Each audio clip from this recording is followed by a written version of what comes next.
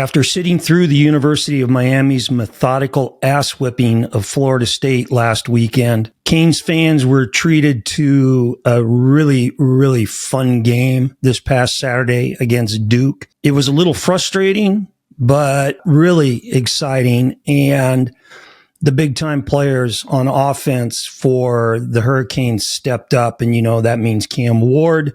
Miami goes to 9-0. If you take a couple of misfires out, a couple of drop passes, and one brutal interception by Cam, you take those out of the equation and he would have had an absolute monster game. As it was, he just had a monster game. This is QB Unfiltered, my take.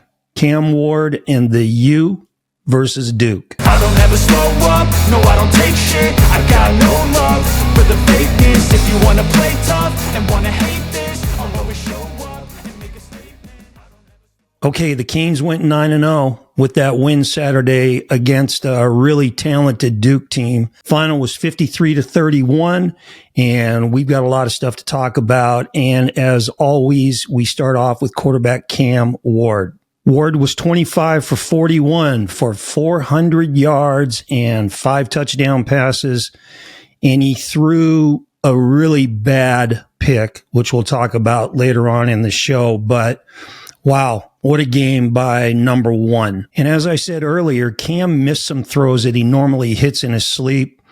And his receivers dropped some balls, including Xavier Restrepo, who had 2 or 3 drops in this game, which is totally unlike him. And as I've said the entire season, Cam Ward played with tremendous poise. He didn't let adversity affect his game. He continually stepped up and made plays and put a shitload of points on the scoreboard. His confidence in the way that he approaches the game, that is so beneficial to his teammates on offense and really his teammates on the team. But that confidence every now and again gets him in trouble.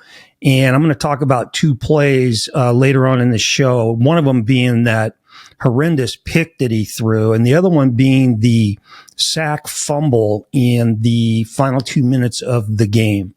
Okay, Cam Ward started off the game, play 1, with a textbook play.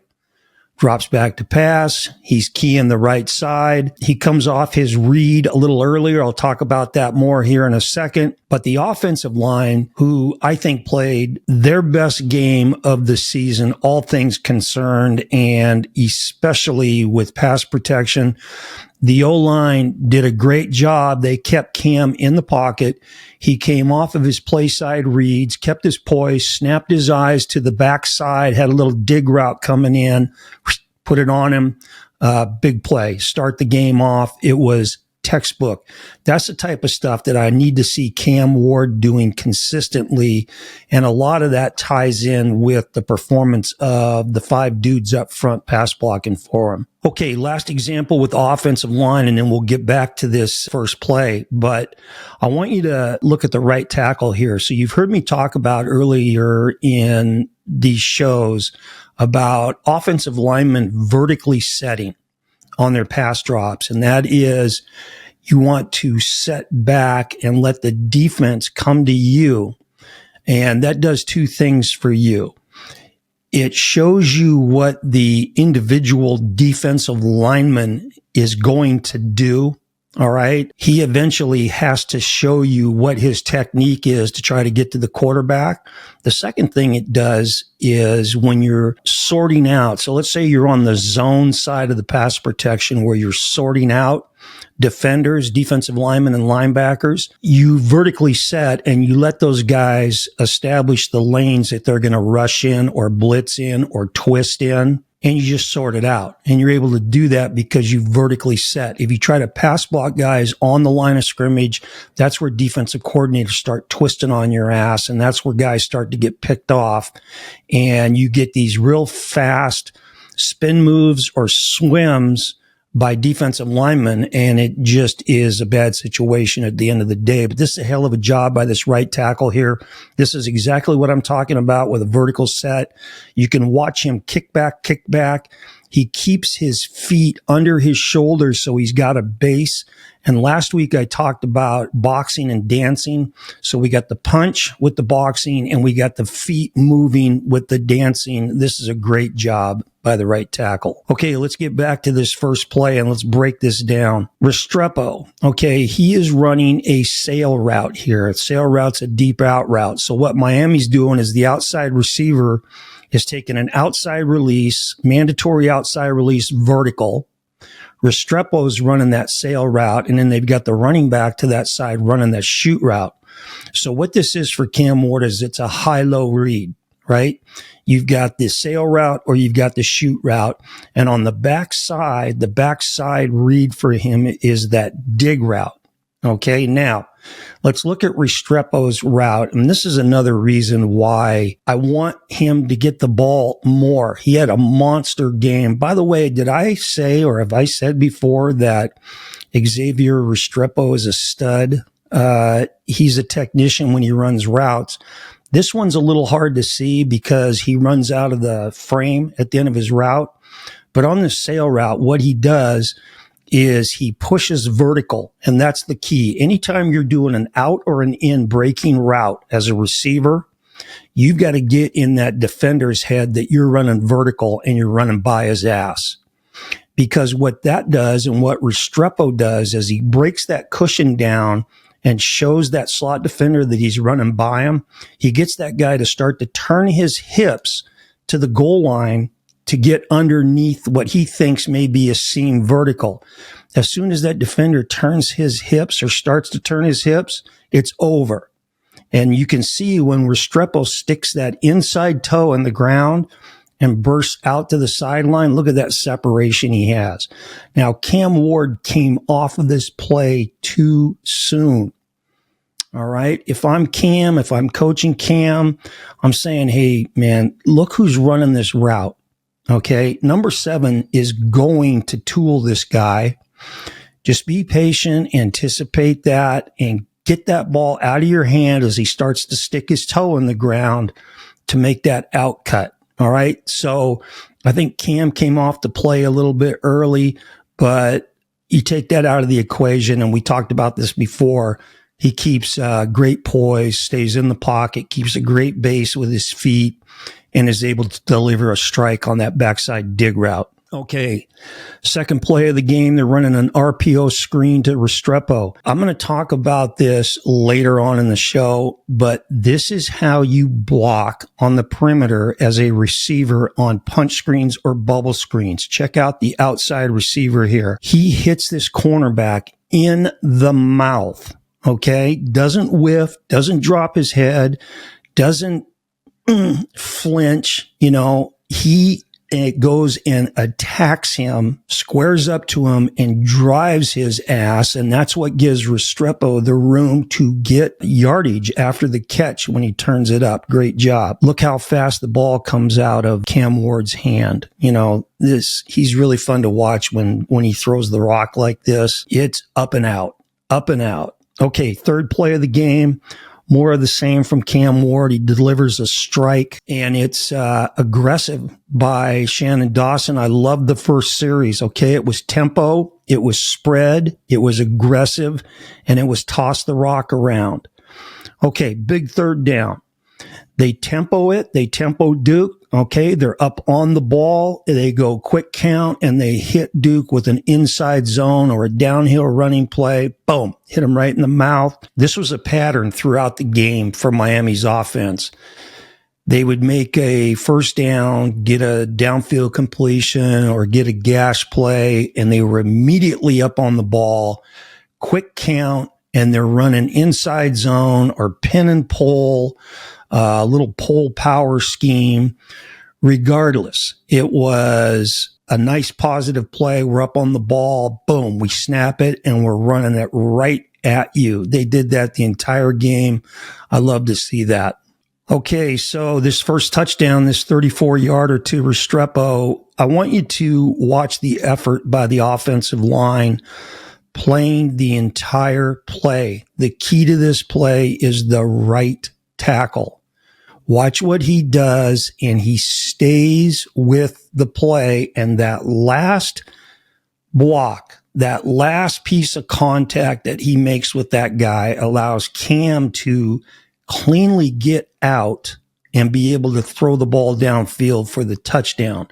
Again, this is something we didn't consistently see the first 8 games of the season. It was really fun to watch this on Saturday. Okay, I want you to look at this RPO slant route. You know, you talk about when Cam throws these RPOs and he throws these slants, how fast the ball comes out. But what I want you to watch here is he's running this run fake action, and now he's got to flip his hips to get back in position to throw the ball. Look how clean he does this.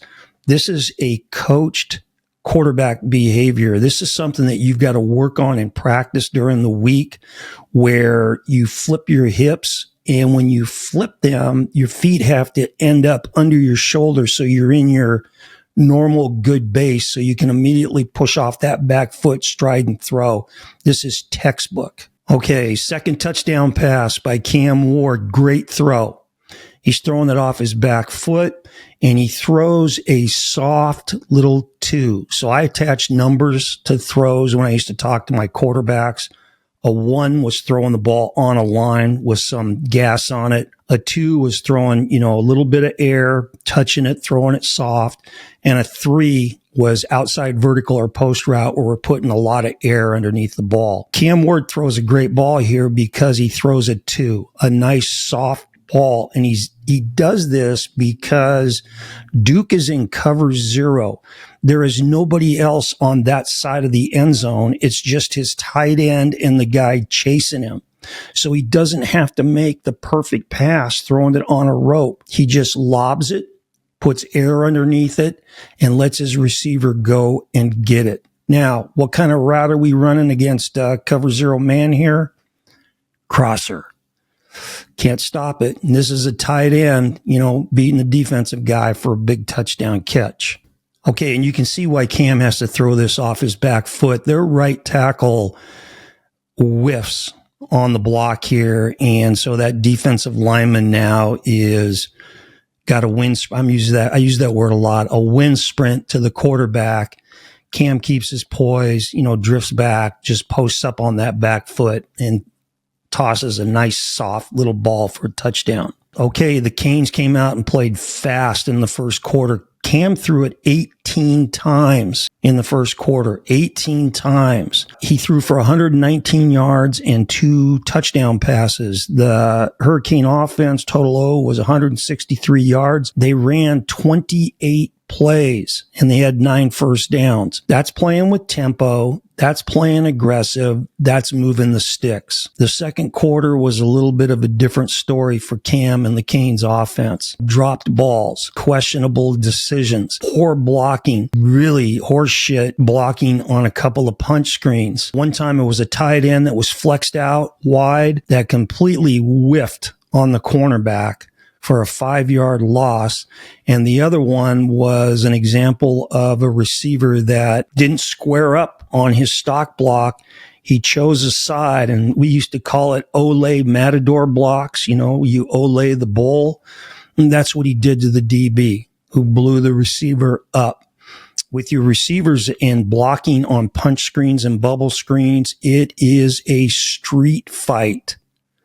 All right. You have to drop your ass and go to battle. Now, the run game was really effective, in the first half, but in the second quarter, they got behind the chains. So again, misfires, bad decisions by Cam, drop balls, whatever. And now all of a sudden, they couldn't dictate what they were doing between run pass. It was more, we're seeing a lot of 3rd and 10 situations, 3rd and 12, 3rd and 15, where you've got to chuck the ball. And they kind of, took themselves out of the run game. They had 3 consecutive series in the second quarter when they went 3 and out. And, as explosive as your offense is and as great as your quarterback is, you can't do a lot of damage when you're standing on the sideline after going 3 and out. And so, the execution dropped in the second quarter and their offense suffered because of that. So in the second quarter, Cam threw the ball 6 times. He completed 2 balls for 19 yards and Miami had 58 yards of total offense. So really night and day. The tale of 2 quarters between the first and the second. Fortunately, Miami had that one bad quarter. They got it out of their system and the rest of the game was, basically pedal to the metal. Let's go and blow the bulbs out of the scoreboard. So Duke's up 21-17 at halftime, and then they scored first in the third quarter to go up 28-17. And I wrote down on my notebook at that time, how will you respond? Question mark, question mark. I already knew the answer to that. And this is how Cam Ward and the Canes responded. A 7-play drive with tempo to score a touchdown. Boom. So it was a counterpunch, and Duke had them possibly, semi on the ropes. It was adversity, and Cam Ward never, ever lets adversity affect him. And because of his attitude, it never affects his teammates either. They're one snap away from gashing you with a big run play or gashing you with a big pass play. Now, in the third quarter, Cam had what was his second best throw of the game. So I'm kind of like doing this chronologically of when it happened. This was his second best throw of the game. It was a 3rd and 5, and he threw a slant dime for a big first down. Great feet, balance, weight distribution. The ball is out and he put it right on the money. Okay. Then we've got the big time back shoulder vertical to George on the sideline, which was really, really sweet. I talked last week about some of the throws that Cam Ward makes down the field that are like 15, 20-yard completions that I called quick game because of his feet. This was one of those. So when you look at his drop, it's 1, 2, 3 out. 1, 2, 3, and the ball is out. And yes, he's throwing it 20 yards downfield, but he's using quick game footwork. It's clean pocket. He's able to do his thing, and he puts the ball right where it needs to go. Back shoulder fades, one of the hardest throws for a quarterback to make. The protection was great, and George made a hell of a catch on the sideline. Okay, now we come to Cam Ward's best throw of the night, according to me. This is the 3-yard little option route. It's an out route. I call it an option route because against zone coverage, I think he's got the option to sit and shuffle away from the defender. In man-to-man, he's going to stick his toe and burst outside. But this is the 3-yard touchdown pass to Restrepo. This was Cam Ward's best throw, and I'll tell you why. George, the receiver to the right, runs a horseshit route. Okay? I can't sugarcoat it. He runs a horseshit route. So he's got a mandatory outside release to widen that corner and create grass for Restrepo, but he also has to take that freaking corner out of the play. Outside release, run the vertical, and then run the back line and get that corner out of there. So it's Restrepo and the slot defender in one-on-one. Because George dicks around on the snap of the ball and then decides to kind of 3/4 speed it, he does take an outside release, yes, but because he's so slow doing it, that corner now is able to read what's going on, and he squeezes that route. So what makes this such a great throw is Cam Ward's feet, getting the ball out on time, and the ball placement. So he has to not only throw it away from the slot defender, he's got to keep it on Restrepo's body enough so that that corner can't come in and break it up or make a play. This is a bang play. Shouldn't have happened this way. If George does his job the way he should have been doing it, that corner would have been out of there and Restrepo would have caught the ball standing up for a touchdown. But this was Cam Ward's best throw of the night. And then they go for 2 points. And anytime you go for 2, what play do you dial up? Of course, it's the QB power. All right. And Cam, because he's tough, he's not going to be denied, and they moved the pile, and he got it in the end zone for the 2-point play. Check out the block by tight end Elijah Arroyo, who's lined up as the running back. This is textbook block, and this is what gets Cam in the end zone. It's now 28-25 Duke. Okay, we're in the fourth quarter now. The Canes are up 32-31, and this is another great throw by Cam to Restrepo on the 49-yarder. It's a fake punch screen. They line up in a diamond formation, and they fake the punch, and Restrepo goes vert, and Cam Ward makes a great throw. So he puts air underneath it, and he throws it soft. Guys, when quarterbacks have a receiver running open on a vertical route and they try to put it on a rope, they have to be perfect with the throw. If they're not perfect, the receiver cannot adjust to it, cannot catch up to it. And what usually happens is those balls are overthrown and the receiver has no chance.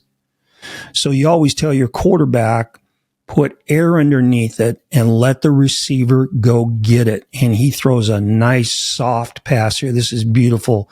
Another great protection by the offensive line. Okay, textbook. Now we're going to talk about two plays that definitely will not go on Cam Ward's highlight video.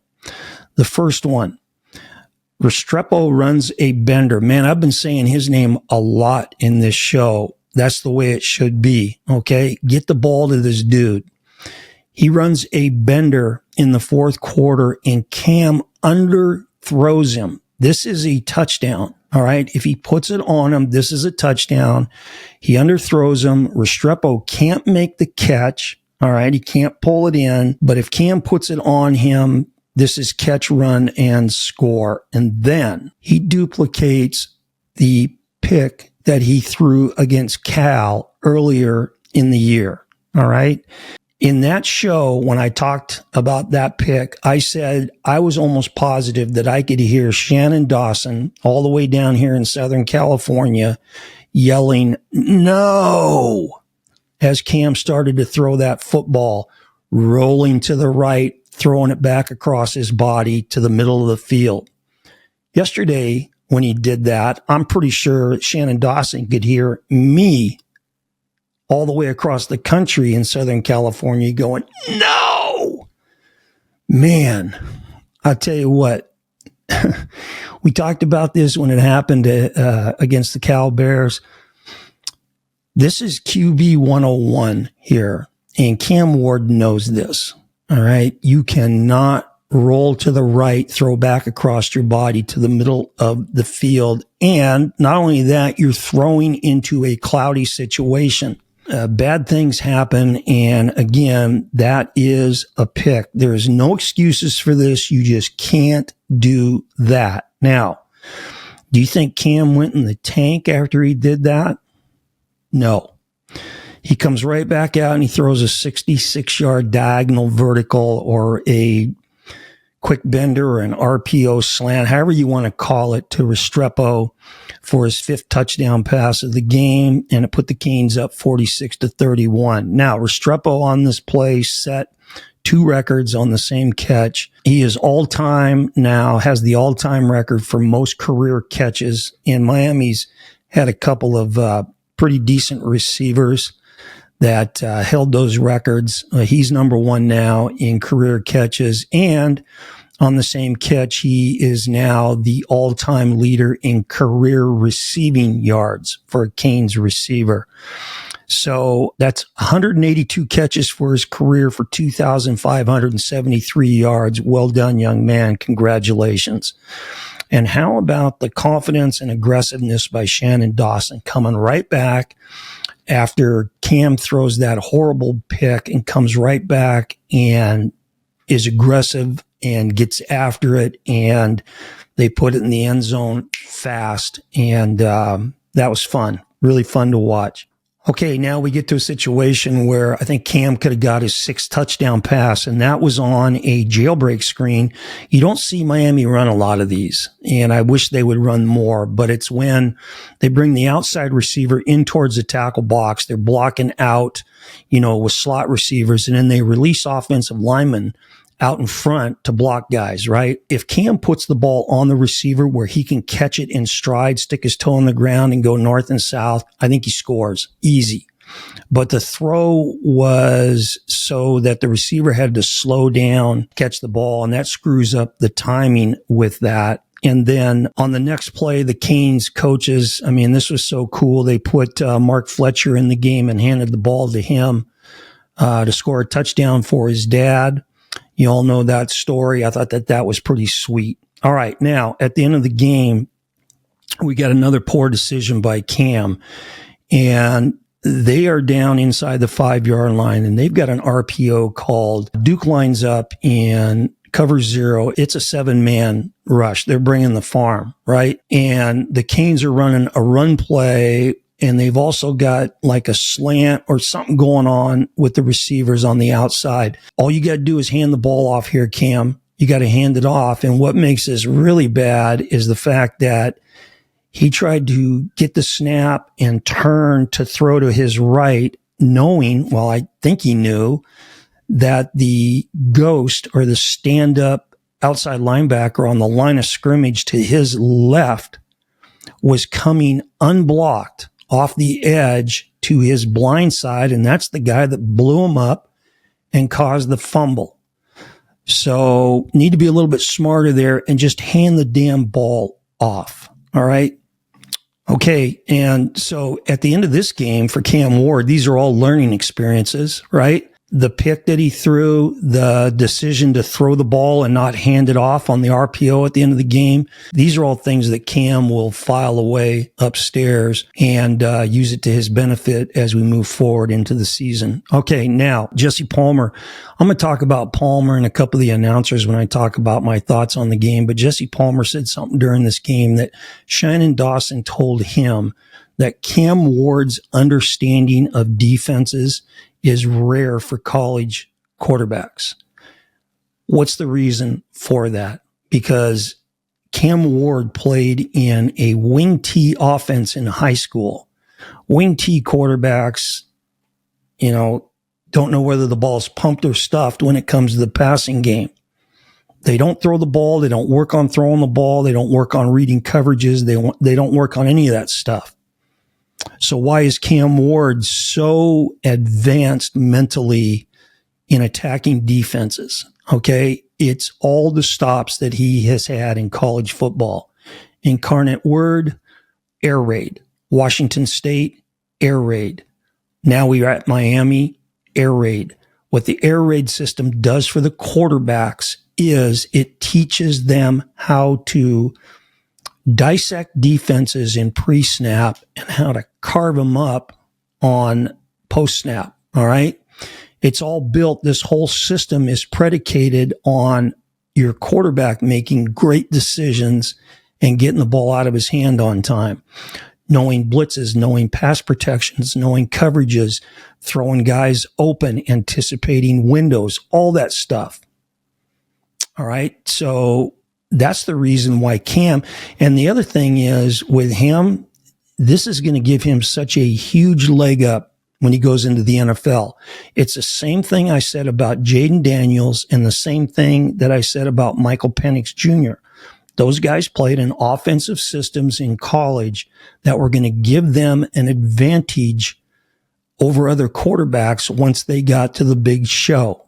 Okay, here's some random thoughts on the game. Okay, I'm a traditional uni guy, but that all green look by the Canes, that was pretty damn sweet. All right, 12 o'clock kickoff Eastern time. What's up with the crowd? You've got an 8-0, number 5 ranked team in the country, and that stadium was half full. If that, what's up with that? Is there something, if you know, let me know in the comments. Okay, so let's talk about the announcers here real quick. Couple thoughts. Now, Jesse Palmer, I think he does a really good job. The guys that they've got working the booth as color commentators, the guys that are ex-quarterbacks, they do a really nice job, I think. I said this a couple of weeks ago about Jordan Rodgers, the younger brother of Aaron Rodgers, who was also a quarterback in junior college and at the 4-year level. I thought he did a hell of a job as a color commentator in that game. And I think Jesse Palmer does a great job too. There was one part of the game where I just went, what? It was the play that Duke ran the punch screen to the receiver. And, I'm not even going to try to pronounce this dude's last name. He wears jersey number 1, a linebacker from Miami. He's really active out there on defense. And when he tackles guys and he hits guys, he shows up usually with a bad attitude. And they know that he's in the vicinity when he hits people and tackles guys. On this punch screen, the receiver hurdles and comes down, and as he hits the ground, he's still standing up. Here comes number 1 from Miami, and he throws like a Superman punch at the dude's helmet and then turns it into a forearm shot to the side of the guy's head. And the head announcer goes, "Oh, I think that might be looked at as a personal foul." I don't want to say targeting with the helmet, but wow, he punched him. Jesse Palmer goes on the replay. Jesse Palmer goes, "Well, I think he was trying to just knock the ball out." I'm like, what? Okay, Jesse. All right. And so those guys that are in the booth, they're usually, pretty good. I think Kirk Herbstreit misses a whole bunch of stuff when he does games in the booth, but, he does a good enough job. The studio hosts, guys, it doesn't matter whether it's the NFL or college football. If you're not a former coach, you shouldn't be doing studio analysis. And I'm talking about former players. And the worst is Booger McFarland. Booger McFarland is the worst. Okay, real quick. I don't know if this is going to make it in the final cut when I edit out. A couple weeks ago, I was doing the Texas-Oklahoma game. I ended up not putting it up. I didn't do it as a podcast. But in that game, Oklahoma's starting quarterback was a true freshman that I don't think could complete a ball from me to my camera. I just don't think he could. And you take that also with the fact that his top 5 wideouts, Oklahoma's top 5 wideouts, didn't dress for the Texas game. They couldn't do a damn thing on offense. Their passing game was inept. So right before half, they throw it to the studio, to old Booger McFarland. And the studio host goes, "Yeah, Booger, what do you think we can look for in the second half?" And without hesitating, he looks in the camera and he goes, "I think we're going to see Oklahoma open up the offense a little bit more."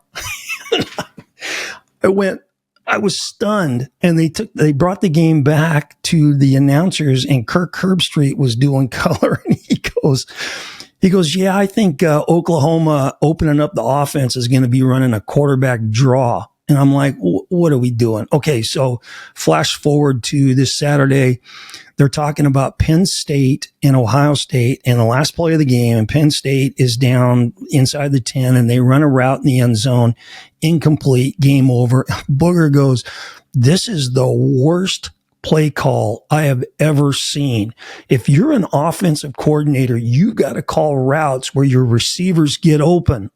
And I'm like, wow, eureka. Penn State's OC, that's good knowledge for him. Thank you, Booger. All right. Okay, I said this last week. In fact, I've said this a lot this year. Every time that Miami goes quick game, particularly when they run slant routes, it's pitch and catch. It's pitch and catch, and it was the same thing in the game against Duke. Okay, the 2 starting outside receivers for the Canes. Now, they had a solid game, both of those guys, but those guys need to be more of a consistent threat on verticals, okay? Particularly when teams are playing cover 1 with 1 safety high in the middle of the field. You've got to have the ability with your outside receivers to beat a corner on a vertical route, have your quarterback take his drop, look off the safety, come back and throw a 3 to the outside and let you go get it. You don't see Miami run outside verticals. You don't see them run post routes, deep post routes with those outside receivers. Now, Of course, you got to have the speed to be able to do that. I think that with Miami's passing game, to make it more complete, they've got to have more speed threats with those two outside guys. Okay, I've said this before too. Running back Damian Martinez is a stud. That guy has the really unique ability, the great ability for a running back to run your ass over, to run by you a lot of times, but also, and this is what I think he does best, is his vision as he starts to get into the line of scrimmage, to be able to make those subtle little cuts, to dip his shoulder, to get up in the seam, to stick his toe and cut back or bounce outside. He does a great job with that. And then I don't think there's a lot of DBs in college football in the country that are really, really excited about trying to tackle him in the open field. Okay, that first pick that Duke's quarterback threw, I couldn't believe what I was seeing. They ran a 2-receiver route against cover 2 zone with 2 vertical routes by the 2 receivers with nobody to affect those safeties. And so on the snap of the ball, QB drops those safeties because no one is threatening them or affecting them, just opened up their hips and ran to the outside, right? And then the QB for the Dukies made a horrible decision on that. I mean, that was going to be that was a bad situation all the way around, but that was a really poor play design by Duke, which their offensive coordinator, I thought, did a hell of a job in this game. His name's Jonathan Brewer. He really knows how to affect and attack man coverages. Now, they threw a shitload of hitch routes. You don't see guys do this. And it is really a route that OCs don't use that is like stealing. It's like free yards, right? They're always open. You can't stop that. It's pitch and catch. He also ran a ton of slant routes, but he ran 2 routes, one of which I've talked about this year and the other one that I haven't, that we need to discuss right now. And that is, I've been calling for Restrepo to run these little, I call them swirl routes or snag routes. That is exactly what Duke ran on this play right here. I want you to watch their receiver on the left side who's driving it in towards the box like he's running an under route or a crosser to get the Miami guy to get on his horse and start flying downhill on that to chase it. And then he sinks down, pivots, and goes back out to the sideline. You can't cover that in man-to-man coverage. This is a great play. Restrepo would eat people up doing this. Now, they've got this in their playbook because I've seen him run this. Not necessarily out of this formation, but I've seen him run these routes earlier in the season. This is a great man beater, but the one that really fired me up, and you don't see anybody run this. And the reason I haven't talked about it this year is because I thought it was just a play that offensive coordinators in 2024 just don't have in their playbook. And that is a running back slip screen against man coverage. So Duke scores a touchdown and is a walk-in by the running back, and they ran this slip screen a little bit differently than what I ran it when I coached, but the principles are still the same. And that is, you've got a receiver on the right side. They're running the slip screen to the right. You've got a receiver that's running like a shallow cross. Now the cornerback over that receiver has got to run with that shallow cross, or what he thinks is a shallow cross. So as soon as that cornerback leaves, there's nobody out there. And now that receiver that was running what looks like a shallow cross, he sinks down and he pins the first backer in the box. That guy is the dude responsible for playing man-to-man on the running back. And now you've got him walled off. You release your back, and again, they did this differently than the way I would run it, but they release their back flat to the right side, and then they released one of their offensive linemen flat out in front of that back. I usually release the play side guard in the center. Okay. But the key is both those guys now are releasing flat. So now you get the running back out of all the bullshit in the box and you get that offensive lineman in front of him. But against man to man, there's nobody for the offensive lineman to block, and it's a walk in. Now, why does Miami have a defensive guy that's kind of in the vicinity as the back crosses the goal line? Because Duke's receiver, I used to call it chicken shitting out, but he does one of these olays on this pin block, and instead of sinking his booty, extending those hands and punching that guy and just keeping him walled off, he olays him and he just gets enough of him to make the play work. But this is a man beater extraordinaire. And so those two plays that Duke ran against Miami's man-to-man, that was nice stuff. Okay, when you're Miami and you're running trips, you cannot allow a defense to consistently play a 6-man box, 2 safeties high, and leave your number 2 receiver uncovered. In other words, they're playing 2 against your 3 to the 3 receiver side, and they're playing that defender that should be out in coverage in the box with a 6-man box. You can't let defenses do that consistently. You got to throw punch screens out there, bubble screens, take advantage that you've got them outnumbered on the perimeter, get the ball out there and let your skill guys do something with it. Jesse Palmer, getting back to him, he said this maybe third quarter of the game. I'm going to quote him, when the game's on the line, your best players have to touch the ball. And he was talking about Restrepo and them getting the ball in his hands. When the game's on the line, your best players have to touch the ball. Yes. The Canes lost one of their cornerbacks Saturday in the fourth quarter. It didn't look good. It looks like a knee. That's the last thing they need. So in football, it's always next man up. And that's why you recruit. And that's why you give your backups a bunch of reps during the week of practice. So we'll see what happens now with the next guy up. Okay, now, I don't know, this may have just been me, but I think there were about 4 or 5 plays in this game that should have been looked at by the replay officials that were just glossed over. Usually these guys with the replay officials are so eager to stop every other play and send it to the booth for a replay. They just said, screw it. We're just going to keep playing. Okay.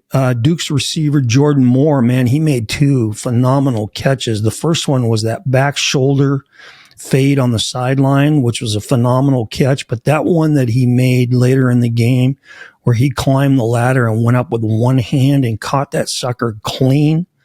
Wow. That was impressive. Okay, if you're a defensive lineman and the ball is on the ground, it's a fumble. The ball's on the ground right in front of you. Do not try to scoop and run. Just fall on it. So when that ball's rolling around on the ground or it's right down there at your feet, don't be a hero. Just fall on it. Let's get the ball to the offense, get off the field. Okay, last thing on Jesse Palmer. In the second half, he said, listen, Cam Ward is an alpha. And I went, yep, he's an alpha. Been saying that forever. And I've also been saying this. It doesn't matter whether it's high school, college, or the NFL. Your starting quarterback has to be an alpha. Not every starting quarterback in the NFL, college football, and high school is an alpha, and it makes a difference. Okay, so the Canes are 9-0, and now they prepare to go to Georgia Tech to play the Yellow Jackets.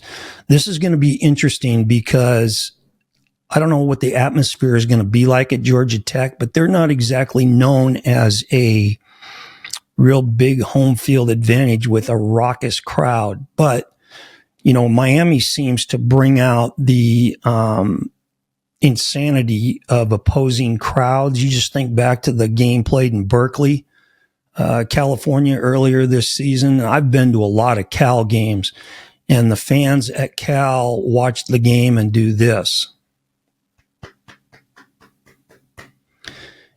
So they were pretty jacked up when Miami blew into town earlier this season. We'll see what happens with Georgia Tech. The Duke game was kind of a roller coaster, in the first half, but then Cam Ward, as always, kept his nose to the grindstone, kept his poise, and just went out there and kept making plays. And that offense was explosive. I really loved the aggressiveness of Shannon Dawson.